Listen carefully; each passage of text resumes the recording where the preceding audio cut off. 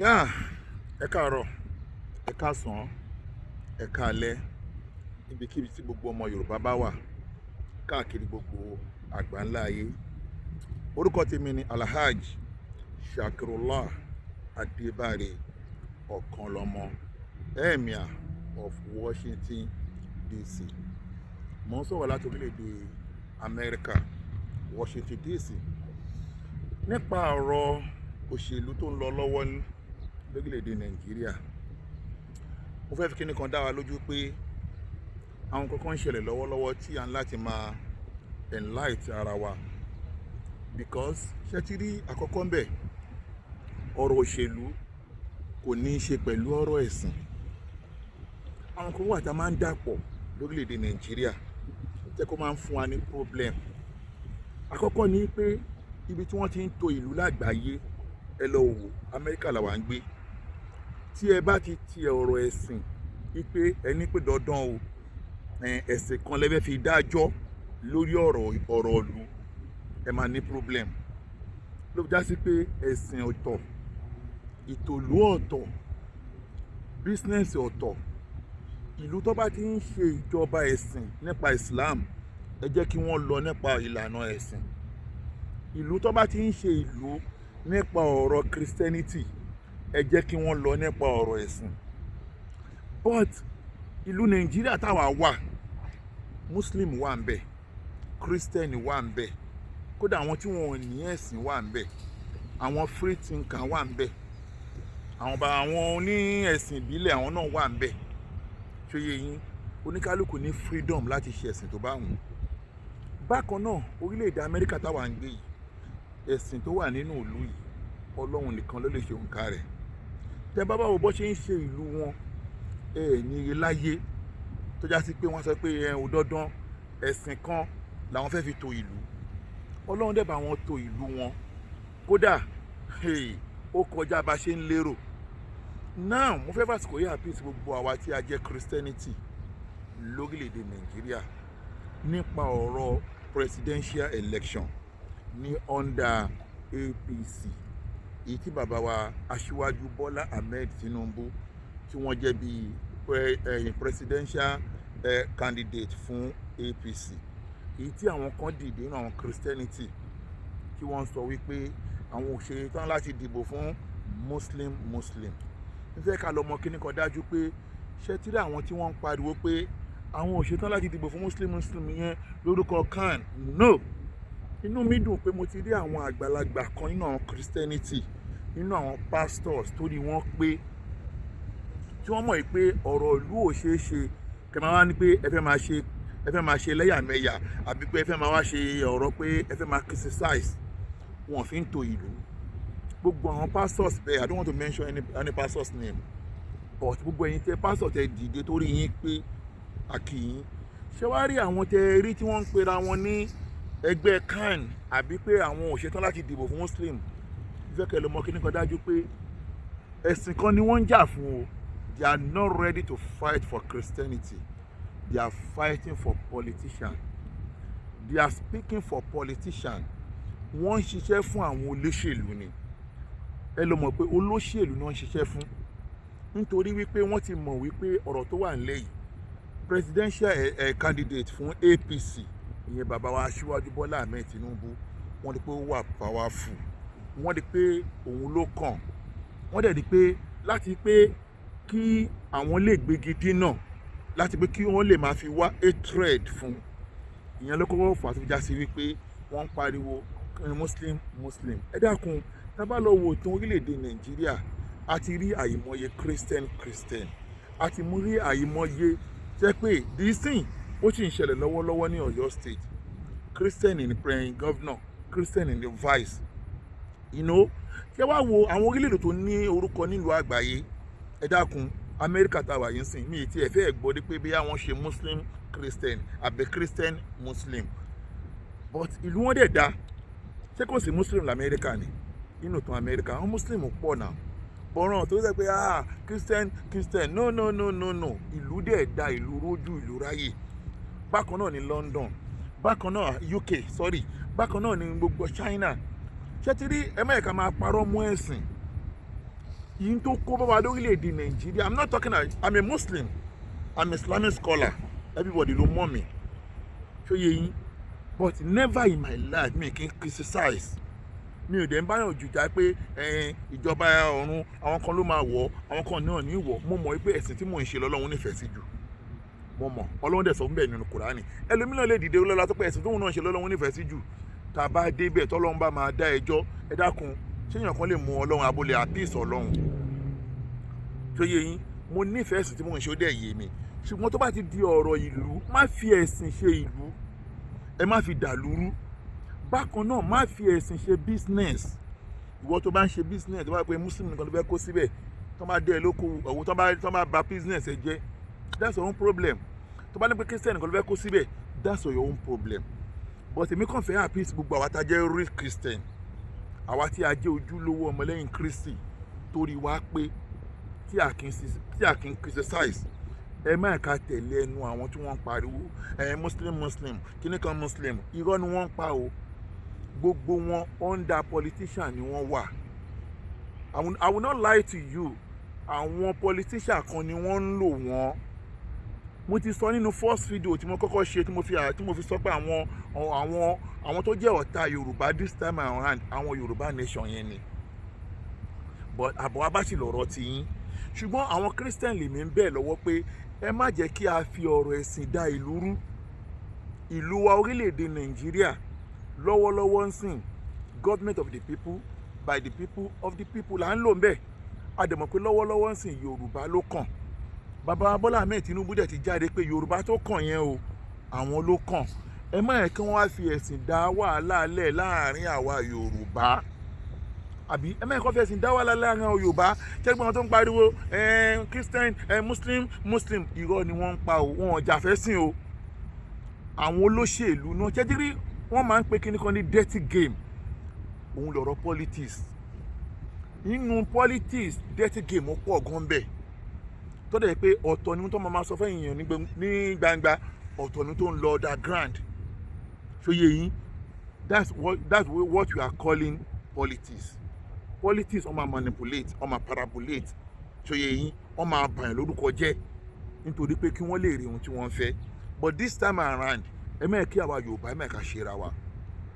Ẹ má kàn fẹ́ sìn, ẹ má kàn fi kó wa lómi ọbẹ̀. Ẹ má kàn fẹ́ sì tàn wá. Tó wá pé ntọ́lọ́run fẹ́ lò ntọ́lọ́ fẹ́ lo bàbá Bọ́lá Ahmed Tinubu náà ni pé kí wọ́n gba Yorùbá lóko ẹrú. Ẹ jẹ́ àgbà fún wọn. Bàbá Bọ́lá Ahmed Tinubu tá à ń sọ yìí, according to nǹkan tá a gbọ́, ìyàwó wọn Christian ni, ìyàwó wọn pastor ní Redeemed Church. Ó tẹ́ wọn lọ́rùn bẹ́ẹ̀. Àti bàbá Bọ́lá Ahmed Tinubu tẹ́ bá wò kò ń ṣe nǹkan tó yẹ pé wọ́n káràmásìkí ẹ̀sìn débi wípé wọ́n wá mú ẹ̀sìn kókó no. Ó dáa kí wọ́n mójútó ẹ̀sìn ẹ̀ náà o. Mi ní kí wọ́n má mójútó ẹ̀sìn ẹ̀ o. Ṣùgbọ́n bàbá Bọ́lá Ahmed Tinubu jẹ́ pé wọ́n ń ṣe ẹ̀sìn but wọ́n gbẹ́sìn sórí. Because there was a difference pé kí wọ́n gbé ẹ̀sìn sórí àbí kó gbé ẹ̀sìn sójú. Ihun tó jà jù ni pé gbé ẹ̀sìn ẹ̀ sí ọkàn. Má condemn another person nítorí pé bóun ṣe ń ṣe ẹ̀sìn tiẹ̀ ó yàtọ̀, òun ò múlé kókó bí wọ́n ṣe ṣe tiẹ̀. Bí mi ṣe wà yín sìn, àmọ́ àfáà mi ìtẹ́pẹ́ orí wọn ti dàrú tó ní wọ́n ti gbálẹ̀. Tó máa béèrè lọ́wọ́ mi pé ṣáà àfáà lèmi, orí ẹ ti dàrú tó bá béèrè yẹn lọ́wọ́ mi. Kan sọ nǹkan tí mo fi disqualify kó náà àfáà fún mi. Tó bá wù mí láti ṣe professional ìjà àfáà mi, I will do that. But this time around nǹkan tí mo ń sọ̀rọ̀ nípa ọ̀rọ̀ òṣèlú ni. Mo dẹ̀ ń sọ̀rọ̀ nípa politics. O ò lè sọ fún pé kò sí politics nínú Islam. Torí nínú Islam gangan lọ́lọ́run ti ní kọ́kọ́ lọ di ìbò. Ìjọ tí wọ́n fẹ́ tọ́ Mariam tó yẹ, ìjọ tó fẹ́ tọ́ ìyàwó Mariam, wọ́n lọ dìbò ni lọ́ fi mú ẹni tó tọ́ Mariam. Tí kò bá yí ẹ lọ ka Kùránì ẹ dáadáa. So that pé à ń ṣe election ó wà nínú Islam. So that tí bá wá ń sọ̀rọ̀ nípa ọ̀rọ̀ politics nsìn kò ń ṣe problem. O lè tó yẹ kó ní kó fẹ́ condemn ní kò ní àfà. Are you getting what I'm saying? So yeah, and secondly, ọmọ ibi tèmi ń gbé yàtọ̀ sí ibi tí wọ́n ń gbé, you are local level, I'm living international level. So that gbogbo tèmi náà máa ṣe ọmọ yàtọ̀ sí ti yín. You understand? So that ìwọ tó jẹ́ àfà tó bá ń wí wóróworó èsì tiẹ̀ nìyẹn. But àwa tá a jẹ́ Christian, kò sí family tí ó sì Christian, kò sí family tí ó sì Muslim. Ẹ má ẹ̀ kí a condemn ara wa nítorí ẹ̀sìn. Ẹ jẹ́ ká manage ara wa. So that àwa tá a jẹ́ Christianity, ẹ má yẹ kí wọ́n tàn wá o.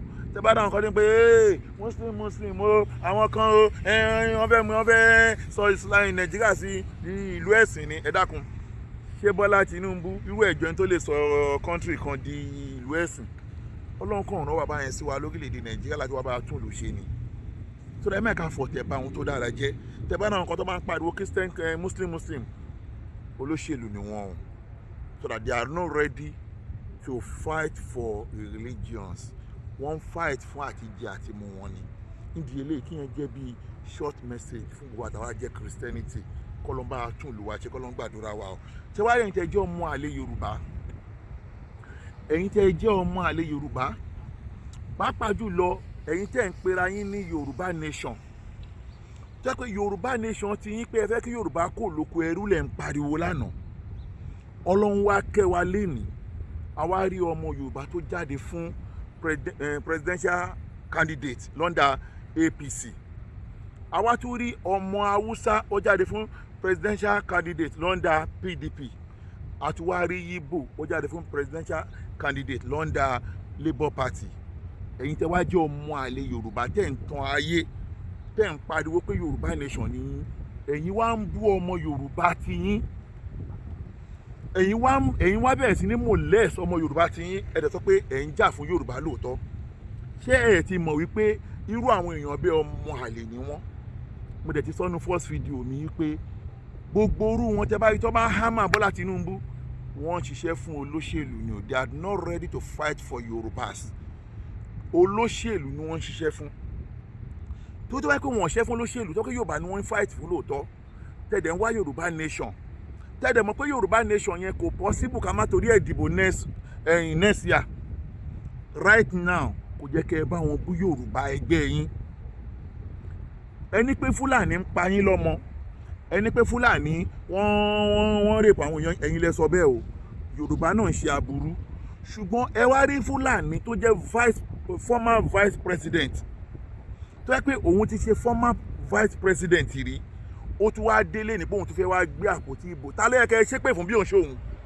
Ta lè pé tọ́ sí bí òun ṣe Àtíkù, tó yẹ pé ó ti bá wọn rule Nàìjíríà fún complete good 8 years, kò rí nǹkan kan o. Ọbásanjọ́ jẹ́ ká mọ̀ wípé inú ẹni tó báyé Nàìjíríà jẹ́ mọ́ òun lọ́wọ́, Àtíkù jẹ́ kan. Tí bàbá náà bá wá wí nǹkan kan lẹ́yìn tọ̀, bàbá wa nílẹ̀ Yorùbá ní bá wọn bú wọn. Ṣùgbọ́n ẹ̀yin tẹ́ jẹ́ ọmọ Yorùbá tẹ́ wá sọ pé Yorùbá ti yín ni ò dáa, tẹ́ wá ń torí ẹ̀ tẹ́ wá ń kọ̀ndẹ́mù Yorùbá ti yín. Ẹ mọ̀ bẹ́ẹ̀ ṣe ń kọ̀ndẹ́mù Yorùbá ti yín yẹn, bẹ́ẹ̀ lẹ ṣe ń fi kún prestige Àtíkù. Haúsá tẹ̀ ń sá fún, Fúlàní tẹ̀ ń sá fún, ṣé ẹ mọ̀ pé òun lè tún dọ́gbọ́n campaign fún indirect. Mo ti sọ́nu first video mi, mo ní Peter Obi ò ní nǹkan kan tó wá ṣe fún orílẹ̀-èdè Nàìjíríà. Òun kàn kò lábò pẹ̀lú àwọn PDP ni láti kó èrò jọ fún PDP. Ṣó yé yín? So that ṣé àwọn mọ̀ pé èrò tí gbogbo wọn bá kó jọ yẹn, ṣé ẹ mọ̀ pé Àtíkù náà lè ti fẹ́ kó lé lọ́wọ́ ni? Ẹ ń pariwo Aṣíwájú Bọ́lá Ahmed Tinubu. Ẹ dákun, kí ni ìyàtọ̀ láàrin Aṣíwájú Bọ́lá Ahmed Tinubu àti Peter Obi? Peter Obi former governor ni, Aṣíwájú Bọ́lá Ahmed Tinubu former governor ni. Ẹ dákun, Àtíkù former vice president lòun. Ta ló yẹ ká pariwo lé lórí jù bí òun ṣe former vice president, pé nígbà tó wà ń bẹ̀ kí ló ṣe fún Nàìjíríà? Ṣé ẹ mọ̀ wípé olè tó jàkù lọ́dún 8 ló ń padà bọ̀ wá jà? Ẹ̀yin tẹ́ wá jẹ́ ọmọ Yorùbá tẹ́ kẹ́ rorí, tẹ́ kí làákàyè yín pé àwa rí ọmọ Yorùbá ìmí ọ̀rọ̀ ẹ̀ tí ẹ máa ń sú mi. Tẹ́ bá rí náà àwọn tó ń pera wọn ní Yorùbá nation agitation yẹn, wèrè wọn yẹn, ìmí àwa sórí social media ní wòwò àwọ̀ pátá lásán, ìmí àkàn bẹ́ẹ̀ wúlẹ̀, wọ́n dàbí hooligans. Wọ́n nípa àwọn ṣe agitation fún Yorùbá nation. A dẹ̀ rí ọmọ ẹgbẹ́ APC tó wọlé, olórí burúkú ara wọn ń kí congratulation. Wọ́n dẹ̀ ń bú ẹni tó jẹ́ ẹ̀yìn ọmọ Yorùbá. Ṣé ẹ ti mọ̀ pé irú wọn yẹn ó lè àtẹnujẹ ló máa báyé wọn jẹ́? Mi dẹ̀ lè blame wọn. Tẹ́lifíṣàn mi fi lè blame wọn ni pé oh my God, iṣẹ́ àtòṣì ò dáa o. Ṣẹ́rẹ́ tí iṣẹ́ àtòṣì bá ń dà láàmú, tẹ́ bá fún wọn mílíọ̀nù náírà, á bá lè bàbá ẹ̀jẹ̀ o, á bá lè ìyá ẹ̀jẹ̀ o, because wọn ò rówó rí. Èmi náà wà lábúrọ̀dì inú ẹ̀bùn wà òkè ni, aṣẹ́wó ló ń ṣe.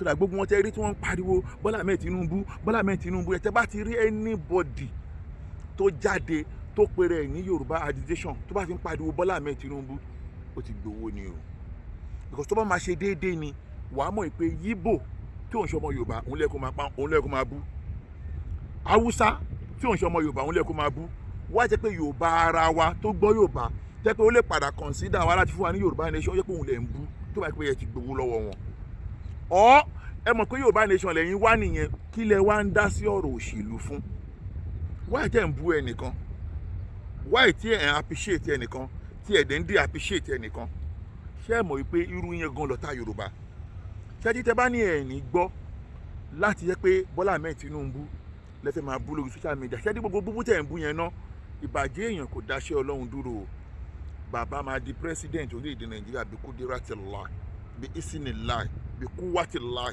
bàbá máa di president ṣùgbọ́n tẹ́ bá ní pé ẹ̀ ní gbọ́ ipe fẹ́ máa fi Bọ́lá Ahmed Tinubu pa ṣe pé à ń ṣe ń sìn àti ìdárúkọ ara wa èmi mọ̀ pé wèrè ní gbádùn èmi ń retí tó máa dá orúkọ mi àbí tó máa play mi kò sí wàhálà mi ní dẹ́ lóhùn ṣe tẹ́ bá ti gbé lọ sí level yẹn tẹ́ bẹ́ẹ̀ ń parí Bọ́lá Tinubu ìjọba ẹgbẹ́ yìí náà ní bọ̀dà ẹ̀ náà gà ẹ máa wọ̀rí a máa fi pa ẹ máa wọ̀rí ẹ mọ̀ kẹ́yìn náà ní bọ̀dà ẹ̀dẹ̀ náà gà ẹ̀dẹ̀ náà síwájú tẹ́yìn náà ń wojú ẹ̀ ẹ mọ̀ pé tọrọ ni lọ́wọ́ tiwa sísì ni lọ́wọ́ tiwa tẹ́ bá ní pé ẹ̀ ní fi aṣíwájú tiwa lẹ̀ tó jọmọ Yorùbá àtàtà tó fẹ́ yọ wá lóko ẹrú.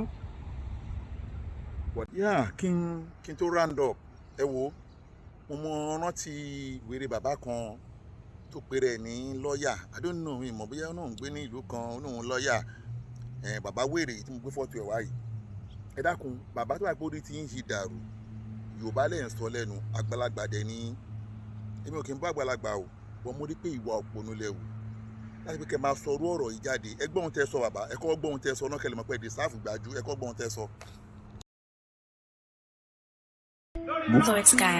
so ẹ̀rọ ìtàbá jẹ́ ajá Tinubu tẹ láìkẹ́ dáadáa o ẹgbẹ́ mo ń dúró dè yìí o kẹ wá sùn mí fún láìbẹ́ẹ̀ lò torí pé ẹ bá dẹ̀ wá sùn mí fún láìbẹ́ẹ̀ ọmọ àlè nìyí o èmi náà lọ́ọ̀yà ni mí so ẹ̀yin ẹ̀jẹ̀ lọ́ọ̀yà Tinubu tẹ̀jọ́ rẹ̀ ẹ wá sùn mí fún láìbẹ́ẹ̀ so mo fọlọ́nba bẹ̀yìn ẹ wá sùn mí fún láìbẹ́ẹ̀ lò ìkọ́kọ́ nìyẹn máa ṣe tó máa fi popular ẹ kò fẹ́ jẹ́ impopular ni so mo ń dúró dè yín ẹ̀yin Dr. Moses Banire Dr.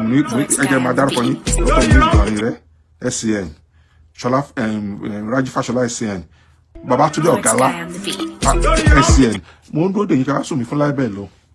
olórí burúkú ni ọ. Yeah, you for talk am since now. olórí burúkú ni ọ. àti àtúnjẹ́rà Lagos State àtúnjẹ́rà Lagos State náà sínú advocate mo ti gbàgbé orúkọ ẹ̀ ṣe mi ìrántí orúkọ àtúnjẹ́rà Lagos State so mo ń àtúnjẹ́rà Lagos State náà ẹ̀sìn sínú advocate so mo ń dúró dè ká wá sùn mí fún láìbẹ́ẹ̀ tẹ́ ẹ bá wá sùn mí fún láìbẹ́ẹ̀ ọmọ àlè níyàn ọmọ àlè nítorí èmi náà lọ́ọ̀yà ni mí so kò sí ìkọ̀rẹ́ lè fi ṣàkárá mọ́ mi so ẹ wá sùn mí fún láìbẹ́ẹ̀ and I will be waiting for your writ of summons. So ẹ̀yin. bàbá yín náà gbọ́ ohun tẹ́ sọ náà ṣé àgbàlagbà máa ń sọ̀rọ̀ báyìí ọ̀nà àgbàlagbà kì í ṣe lágbàláńgbá ẹ̀dẹ̀ ti bímọ ẹ̀ tún wá pẹ̀lú ayín lọ́ọ̀yà tó yẹ pé lọ́ọ̀yà ní lóòótọ́ tí ẹ bá mọ òfin ẹ mọ̀ wípé ẹ kàn lè bọ́ sórí social media kẹ́kọ̀ọ́ máa bú ẹni lẹ́ni kí ni kò bá dà yín pọ̀ personal interest yẹn àti wọn nìyẹn náà wáyé kẹ́ máa gbé wá sínú òṣèlú tí máa fẹ́ fi da gbogbo òlú láàmú kí ni problem yín ẹni kó Bọ́lá Ahmed Tinubu ó jẹ́ wo Lagos State èèyàn tó rù lódì Lagos State fódìdí ọdún 8 tí ò gbowó láti federal kí lè jẹ́ kó ṣe fún yín tó bá gbowó ní federal ńkọ́ kódà máa tọ́pọ̀ ó ti kó gbogbo owó federal jẹ nìyẹn bàbá ẹ kó rí yín pé o ẹ wojú tèmi dáadáa ẹ̀mí àná ń pè mí ọ̀kan lọ́mọ ní mi o mo fi lè ṣe wọ́n ní fún yín ni o ṣẹ̀ṣẹ̀ bá tún padà wá tí bá tún rí fídíò yín gbòòrò bàbá ẹ máa hate ara yín ọlọ́mọ bá ń gbọ́ ẹ máa hate ara yín tí bá tún rí fídíò yín gbòòrò mi kì í bú àgbàlagbà o ṣùgbọ́n tí bá tún rí fídíò yín gbòòrò tí ẹ bá tún dún pẹ́kẹ́ bàbá ìbẹ́ ti ní pé àwọn tó bá jẹ́ ti Tinubu kó jáde ẹ̀ mọ̀ kàn wọ́n ti Tinubu wà ń gbòòrò ẹ máa hate ara yín bàbá olórí burúkú bàbá kó ṣe àṣà òun jáde olórí burúkú bàbá kó.